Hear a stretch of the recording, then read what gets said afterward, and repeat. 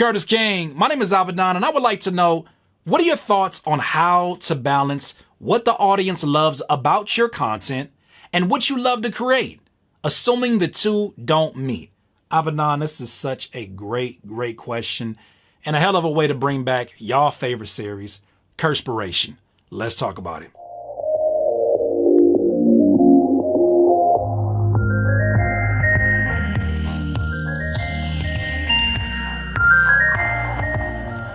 Rappers and music producers, first and foremost, that felt so good to say that. Welcome back to Curtspiration. It has been a second, hasn't it, my friends? Thank you so much for choosing to watch today's video. If you like the content, make sure that you hit the like button. If you want to stay around for more, hit the subscribe button. If you have feedback about today's Curtspiration or if you would like to ask a question for a future episode of Curtspiration, leave it in the comments below. Now, for those of you that got a terrible ass memory, the question is this from our friend Avedon.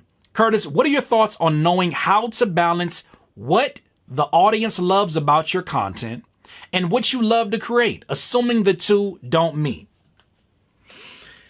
This is such a great question, man, because it's something that I've actually struggled with at great length for quite some time. And to this day, I think that there's still an imbalance in figuring out exactly and pinpointing exactly what my audience wants. Probably because they don't know what the hell they want.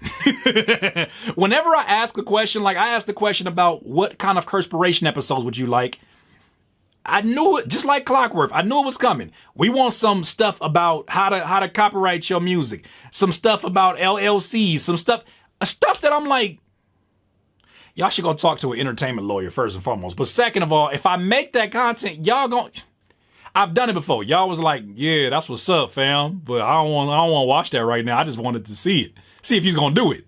The audience don't know what they want. Matter of fact, Avedon, I'm going to double down on that and say the audience doesn't know what they want until you show them something and it creates a want within them. When you do produce the content that your audience has deemed valuable, that your audience comes back and forth for, you better figure out on some level how to continue to provide that to them.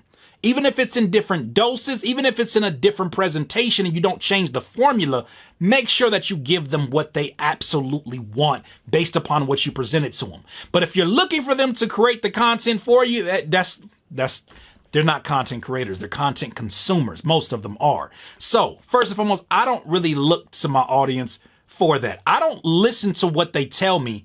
I listen to what they're not telling me. When I'm studying my audience, which I do, I go to their social medias. I see the things they put in their stories. I see the things that they are excited about, the things that they're disappointed about, the things that they say, man, I wish somebody would da-da-da-da. I always listen because I know within that there is a piece of content for me to create that is going to be of value to them. And that's when y'all come to my comments and you're like, Curtis, you inside my brain. I don't like that, man. You're reading my mind, bro. I don't like that. What's up with that, Curtis? It's because I listen. When I create content, I'm looking first and foremost to create the content that I enjoy and that I love. Why? Because when I put that out there, my audience is going to see instantly in my face that I am full of life in this, that I love what I'm talking about. That's the content that they came for. But if I'm sitting here and I'm like, all right, guys, we're going to do another FL Studio tutorial about mixing 808s and slides. I hate my life. I hate my YouTube life. They gonna tell instantly when I get to talking. They look at me like, bro, you hate this, don't you? Stop the cap. Stop the cap. Curtis, talk about what you want to talk about. Avedon, is no different for you. You gotta have a mixed bag of content, template content, right?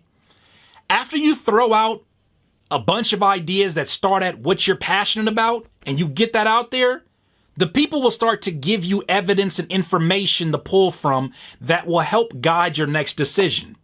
As you throw out content, you're just trying stuff, right? Stuff that you're passionate about, stuff that you haven't seen anybody else cover, stuff that you have seen other people cover, in a style that tries to best suit you. And you're going to find what I call is your golden goose content. What is your golden goose content? That is content that doesn't require you to do a whole lot to produce, but the results you would think that you were doing a whole lot of production because the results are just going off. Most times it comes in the form of content that you create with your damn cell phone, with your smartphone. It's not high resolution. It's not, I'm not saying that it looks like San Andreas characters, but I'm saying that it does not require you to go fancy with the special effects.